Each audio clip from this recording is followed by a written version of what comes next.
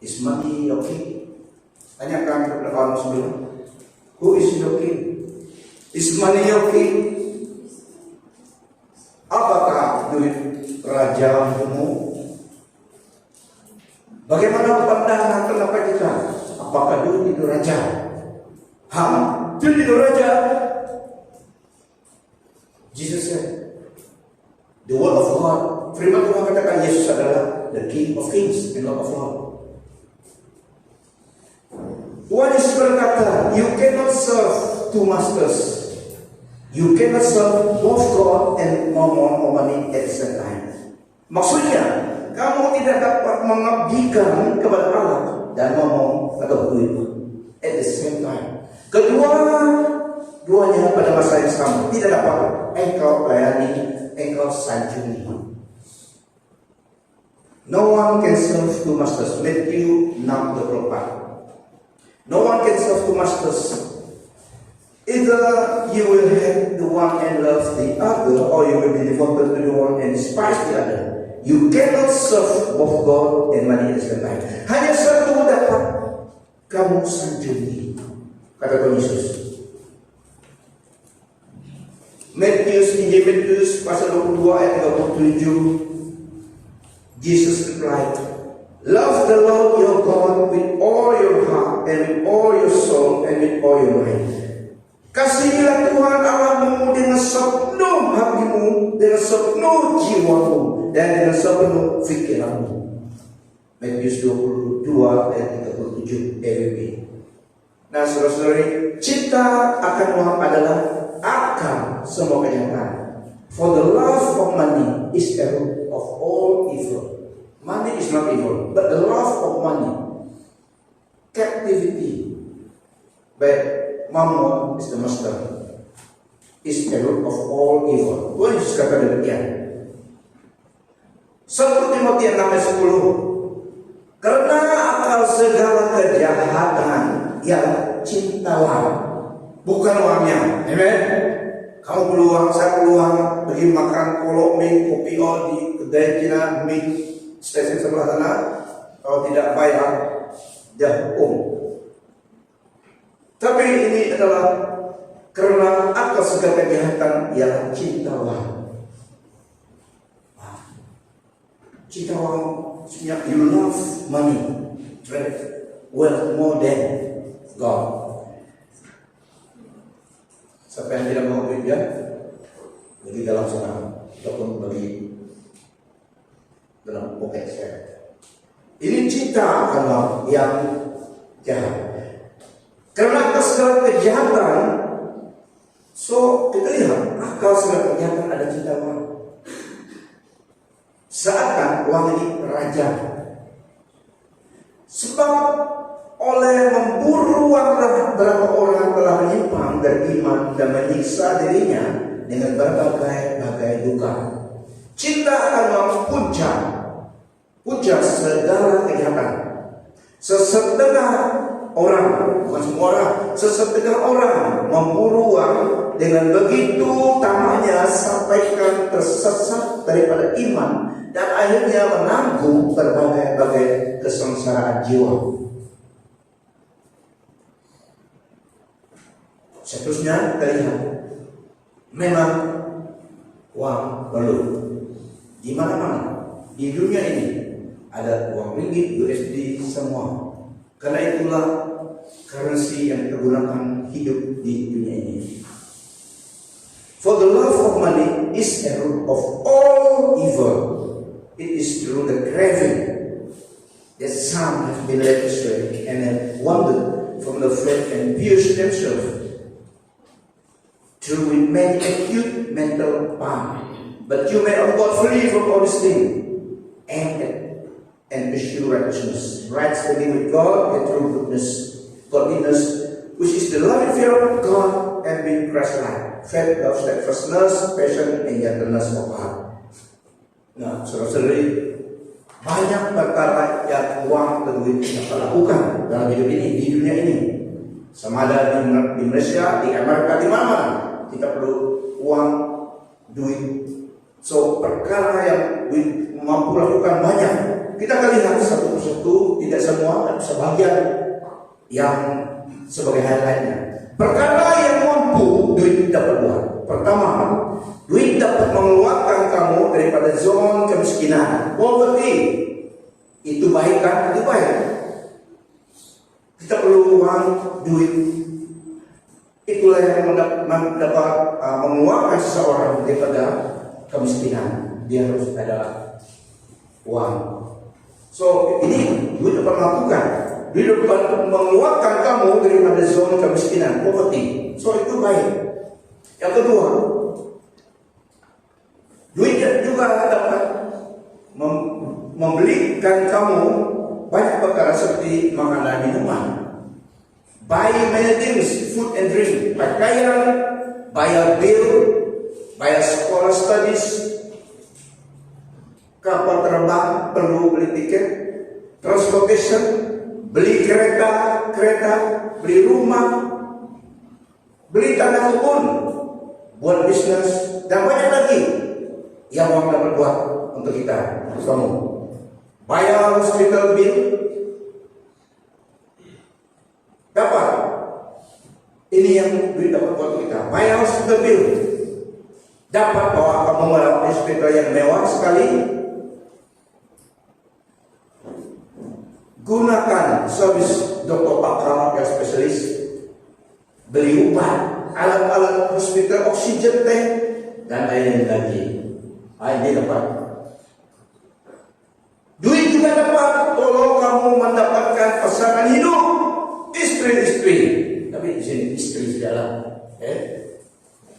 Sekali lagi, duit juga dapat tolong seseorang mendapatkan pasangan hidup, istri-istri. Kalau di sini istri saja.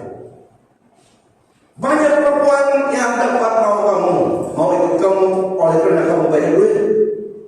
Betul kan?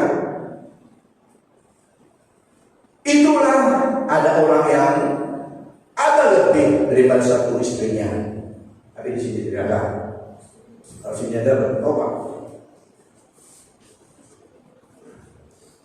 So ini yang dapat duit lakukan, sebagian duit lakukan.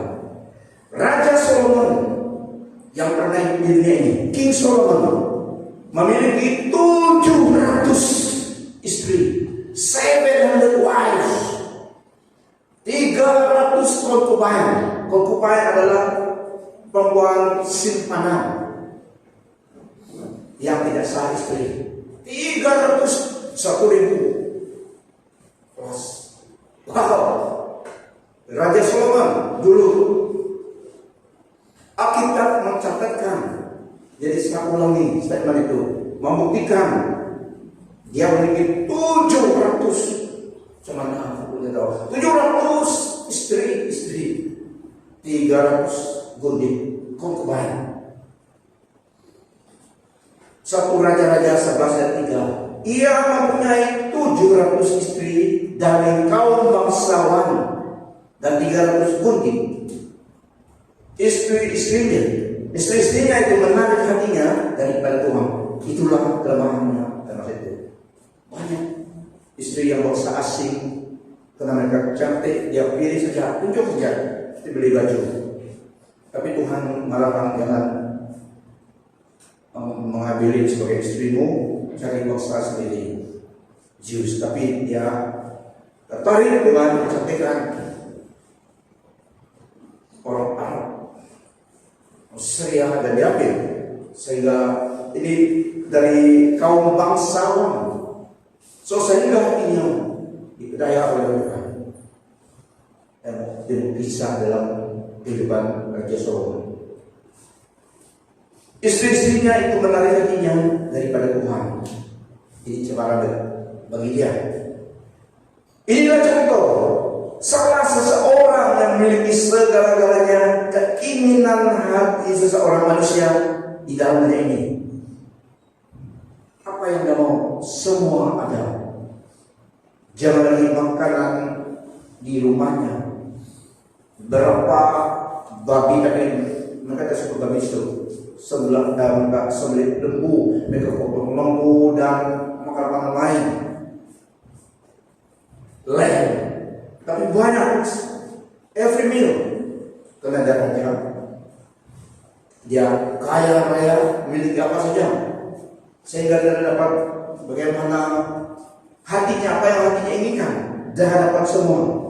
Harta benda, kekayaan, istri, makanan, minuman. So ini contoh salah seseorang yang memiliki segala-galanya keinginan hati seseorang manusia di dunia ini. So kita akui memang banyak perkara yang duit mampu buat di dunia ini. Amen. Ini contoh sebagiannya. Nomor dua, perkara yang tidak mampu duit buat untuk kamu, perkara yang tidak mampu duit buat untuk kita seseorang. Pertama, duit tidak dapat menyambung nafas hidup seseorang. Duit tidak dapat menyambung nafas hidup seseorang. Duit tidak dapat menghidupkan orang yang sudah mati. Duit tidak dapat menyelamatkan jiwa manusia. Duit tidak dapat membayar harga keselamatan jiwa manusia. Nah, duit tidak dapat menyelamatkan jiwa manusia dari hukuman murka Allah dibuang di api neraka. Duit tidak dapat menyelamatkan seseorang itu. Duit tidak dapat membayar harga nilai jiwa manusia. Di dalam conclusion semua ini, duit bukan raja. Money is not king. Meskipun bagi sebanyak orang duit itu raja, namun akhirnya kesudahannya hanya Yesus Kristus, satu-satunya yang King of Kings and Lord of Lords.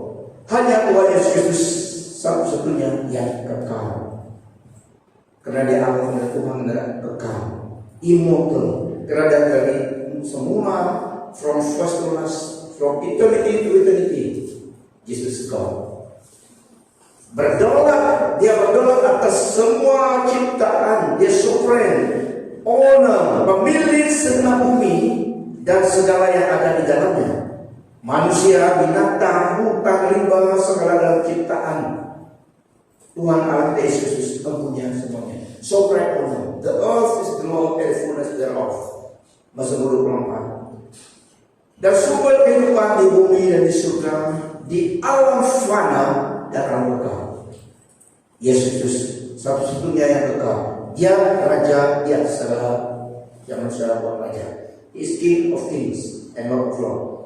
Nah, saudara-saudari, Raja Solomon terkaya di dunia dalam eranya, memiliki semua yang hatinya inginkan di dunia ini. Duit, kuasa raja di dunia, istri-istri, makanan, makanan stik, barbecue, minuman-minuman, exogenous stuff, materi semuanya.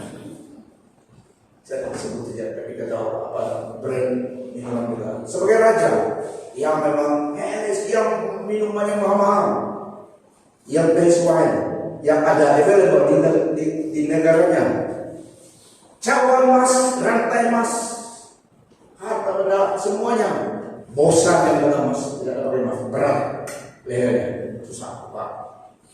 Saya gila, tapi semuanya ada mau ada. Jam emas saja tempat minum pun cawan emas. Tapi akhirnya dia berkata, ini Raja Solomon dalam Alkitab. Tidak ada kepuasan. Tidak ada kepuasan dalam semuanya. Dia berkata, all is vanity. Everything under the sun, all is vanity. Semuanya sia-sia, kata dia. After dia menikmati segala-galanya, seorang manusia yang mati di bawah matahari ini, dia memiliki semuanya.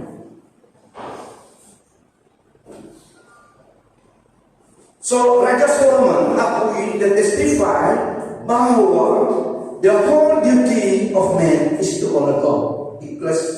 Ecclesiastes 12 ayat 13. The whole duty of man is to honor God, fear God and keep His commandments. For this is the whole duty of man. Al-Qur'an 12 ayat 13 sampai 14. For God will bring every deed into judgment including every hidden things, whether it is good or evil. Pekot 12, 13, 14. Raja Solomon mencatat begini. Akhir kata dari segala yang didengar ialah takutlah akan Allah dan berpegang pada perintah-perintahnya. Karena ini adalah kewajiban setiap orang.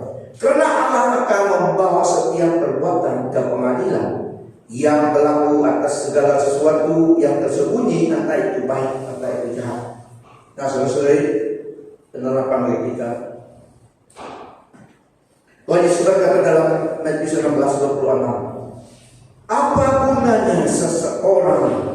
gunanya seorang memperoleh seluruh dunia tetapi kehilangan nyawanya? Dan apakah yang dapat diberikannya sebagai ganti nyawanya?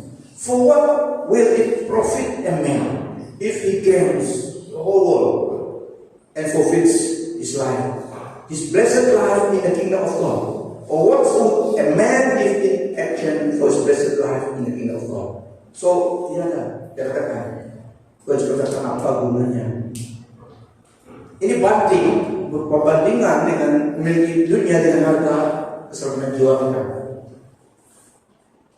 Kita akui memang kita perlu apa yang kita perlu harus ada di dunia ini, seperti duit dan kita perlu. Tapi dibandingkan setelah mendengar semua testimoni dan Solomon dan firman Tuhan, Tuhan katakan, apa gunanya seseorang memperoleh seluruh dunia tetapi kehilangan nyawanya? Dibandingkan, ini adalah gunanya memiliki seluruh dunia tetapi kehilangan nyawa kita. Tapi baik memiliki yang kita perlukan dalam dunia ini dan kaya dengan Tuhan juga, iman kepada Tuhan. Tuhan menciptakan segala yang baik di dunia ini untuk kita, bukan kita. Tidak, yang Tuhan ciptakan baik itu jahat. Tapi salah guna sehingga tidak kepatuhan dari seorang itu. Itulah yang menjadi penghalang, menjadi kejahatan bagi kita. Karena Yesus adalah penjaga seorang raja. Dia mau tetap itu posisi dia dari seorang. Efek kedua bagi kita. Kita telah mendengar kesaksian Raja Solomon dan berdasarkan firman Tuhan juga. Firman Tuhan Timotius tadi, cinta akan uang, bukan uangnya, tapi cinta akan uang. Uang atau Tuhan Yesus katakan juga, mau adalah satu ilah di negara sana yang pengertiannya adalah money, yang menjadi G yang kecil. Boleh mempengaruhi seseorang itu sehingga Allah yang benar itu disingkirkan dari kehidupan kita. So itu bahayanya. Bukan berkat Tuhannya Tuhan curahkan berikan itu yang jahat, tapi pengaruhnya yang menyerap hati kita sehingga kita tidak ada ruang bagi Tuhan. Tapi itulah benda yang menguasai hati seseorang itu yang menjadi jahatnya. Kita akan waktu dan puncak segala kejahatan. So yang aplikasi kedua bagi kita, jangan lupa Tuhan yang mempunyai segalanya, yang dalam ciptaan di dunia ini dan di akhirat, awal fana dan al-kekal. Tuhan kita Yesus yang mempunyai semuanya. So don't forget God. Yang kedua, apa yang ada pada kita dalam hidup ini adalah satu anugerah berkat dan kepercayaan dari Tuhan yang pemilik semuanya. When we look beyond this life, at the end of the day, apa yang di dunia kita tinggalkan juga. Tapi ini masih kita invest dalam hidup kita, dalam perkara yang kekal kelak dan menerima upah dari Tuhan. Tapi di sinilah kita invest itu. Anugerah berkat, satu kepercayaan daripada Tuhan yang pemilik semuanya, yang memberi kita. So bermurah hati dan berilah support financial kepada Tuhan dan hamba-Nya Tuhan untuk kebaikan kita. Rasul pemerintah itulah yang kita terima. What we labor in God tidak akan tinggal sia-sia. That is what we will accomplish. What will be given to us back, upah kita. Menyadari bahwa inilah kesempatan dan peluang dalam hidupmu untuk melakukannya. Itulah juga caranya Anda melibatkan diri dalam melayani tujuan Tuhan bagi hidupmu. Yesus Tuhan alam semesta, alam sumber kehidupan, alam fana dan alam yang kekal. Dialah King of Kings. Dialah Raja yang segala raja yang manusia mungkin buat raja hidupnya. Tapi Yesus adalah King of Kings, forever King of Kings. The supreme owner, pemilik semua dunia dan juga di akhirat. Yesus Kristus. Inilah Tuhan Allah kita. Amen. Kita di dalam Dia. Pada suatu hari kelak kita akan bersama dengan Tuhan. Firman-Nya kekal. Tuhan Yesus katakan, heaven and earth will pass away, but my word will never pass away. So inilah firman Tuhan untuk kita, supaya kita tahu mandate Tuhan bagi kita di dunia ini adalah semua kita ada peranan dalam rencana Allah bagi dunia ini.